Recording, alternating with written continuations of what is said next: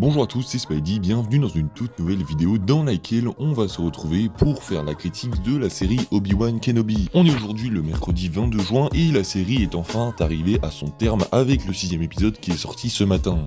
Je vais donc aujourd'hui vous donner mon avis total sur la série Obi-Wan Kenobi que j'attendais tout particulièrement, tout simplement pour revoir Obi-Wan, sûrement le mieux aimé de l'univers de Star Wars que on avait perdu dans l'épisode 4 et dont on rêvait de voir ce qui s'était passé entre cet épisode 3 et cet épisode 4. Aujourd'hui, Disney nous sort cette série pour faire plaisir aux fans, et alors, est-ce que cette série Obi-Wan Kenobi m'a convaincu? C'est parti, n'hésitez pas à vous abonner, à liker, à partager ces vidéos juste avant, et on est parti pour parler de la série Obi-Wan Kenobi. Cette série Obi-Wan Kenobi se déroule 10 ans après la revanche des Sith et 9 ans avant Un Nouvel Espoir, où on va retrouver donc notre fameux Obi-Wan Kenobi qui va devoir faire face à une traque sans relâche qui va être traquée donc par l'Empire. Un empire tout jeune où l'on pourra retrouver notamment des grands inquisiteurs, mais également le fameux Dark Vador. Alors qu'ai-je pensé de cette série? C'est tout simplement un pur bonheur de retrouver Obi-Wan, à tant d'années après, en fait, ça fait extrêmement plaisir de le revoir, c'est très nostalgique. C'est dingue, mais même des années plus tard, Ewan McGregor est toujours parfait pour ce rôle, il le joue à la perfection, il n'a pas changé d'un poil. On retrouve cette fois-ci un Obi-Wan très perturbé, traumatisé par la perte de son élève Anakin Skywalker qui fait également son retour dans la série. Et pas seulement en tant que Dark Vador, mais également pour des flashbacks en tant qu'Anakin. Le retour d'Hayden Christensen est un événement qu'il ne fallait pas manquer, la retrouvaille des deux acteurs, ce retour de ce duo légendaire. Alors oui, la série n'est pas parfaite avec des épisodes très moyens comme l'épisode 4, mais certains épisodes sont quand même très bons comme l'épisode 3 et l'épisode 5 et 6 que j'ai trouvé d'une plus grande qualité que les autres épisodes. Petite mention également aux deux premiers épisodes qui ont fait largement le taf, voilà, sans plus. Le premier épisode, on retrouvait Obi-Wan normalement avec sur Tatooine. L'épisode 2, très ingénieuse, qui change beaucoup de Star Wars. On a été sur une planète du nom de Damyu, et donc qui changeait, qui faisait un peu style Hong Kong japonais, que j'ai trouvé très stylé. Mais en tout cas, voilà.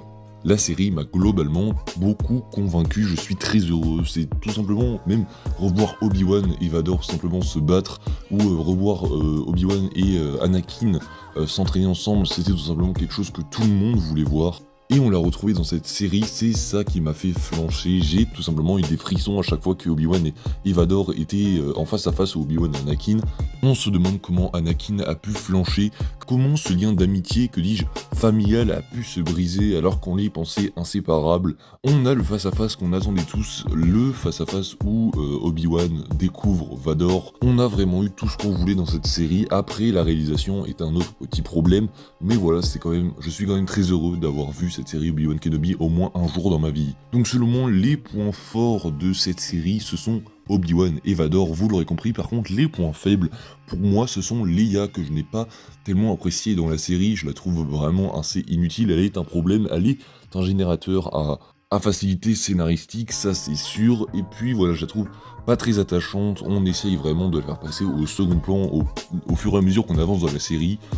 Et honnêtement, je pensais même pas que ça allait être ça l'intrigue principale, le fait que ce soit en fait une mission pour Obi-Wan de retrouver Leia et ensuite de rentrer. Je ne pensais pas du tout qu'on allait se tourner vers ça, mais en fait, bien sûr que si. Et ensuite, ce sont les grands inquisiteurs, enfin les inquisiteurs plutôt, qui sont pour moi... ce sont les inquisiteurs et les sœurs qui sont pour moi assez chiants et pas du tout mémorables dans cette série. Ils sont un peu là pour lécher les boules de Vador, voilà, pour être clair. Ils sont un peu là pour ça. On a le grand inquisiteur qui pour moi est absent de la série, vraiment le fait de le faire passer pour mort au début de la série, de le faire revenir vraiment à la fin de l'épisode 5, ça c'est quelque chose que j'ai pas vraiment apprécié, on s'en doutait de toute façon, c'était sûr. Au vu de la timeline de Star Wars, c'était assez cramé vu que dans Star Wars Rebels il est présent et Star Wars Rebels se passe après la série Obi-Wan Kenobi. Reva, son passé est cramé à 1000 km, c'était d'une évidence qu'on pouvait cramer à des milliers de kilomètres. Son personnage est vraiment là pour faire chier, elle est désagréable au possible, bref elle est faite pour être détestée et c'est tant mieux comme ça. Les autres inquisiteurs ne sont pas du tout mémorables, voilà, je ne me souviens même pas de leur nom. Il y a des scènes très fortes dans cette série que j'ai beaucoup appréciées, notamment Notamment la fin de l'épisode 2 avec cette révélation choc pour Obi-Wan qui apprend que Anakin est encore en vie par Reva. Ça, c'était une scène que j'ai beaucoup appréciée. Le combat entre Obi-Wan et Dark Vador à la fin de l'épisode 3 est aussi très iconique. Ça aurait pu être mieux dans le développement, dans l'épique, mais dans l'idée c'est excellent, c'est très bien pensé. Le fait que Dark Vador veuille reproduire ce que lui a fait Obi-Wan, c'est excellent, c'est excellent, voilà. Et dans l'épisode 4, bien sûr, cette scène de fin également avec donc Dark Vador d'abord qui retient le vaisseau par la force, qui est très impressionnant, et qui se bat ensuite contre Reva d'une manière aussi très impressionnante, et bien sûr l'épisode 6 avec ce combat final très nostalgique que j'ai beaucoup apprécié. Bref, la série Obi-Wan Kenobi m'a bien conquis, elle m'a fait voyager comme pas possible dans mon enfance que j'avais cru oublier. Cette série était là pour faire plaisir aux fans, c'est chose faite. Maintenant, il y a des rumeurs de saison 2, est-ce que cela se fera? Je n'espère pas, honnêtement, parce que voilà, la chose est faite maintenant, on doit boucler la boucle. On ne doit pas revenir sur une saison 2, mais on a tout l'air de s'y diriger d'après les dernières rumeurs. Ça ne me déplairait pas non plus, mais voilà, on est arrivé à une fin logique. Donc si une saison 2 doit exister, ok, mais je ne suis pas plus excité que ça maintenant.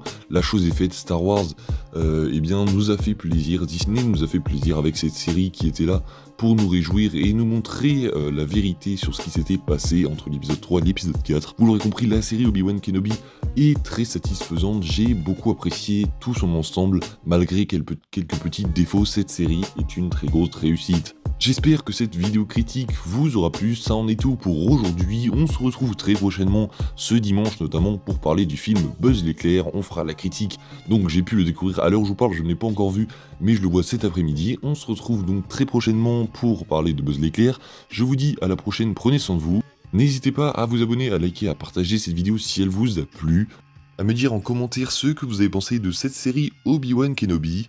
Vous pouvez spoiler, il n'y a aucun problème dans les commentaires. Et je n'ai plus qu'à vous dire à la prochaine, c'était Spidey, salut tout le monde.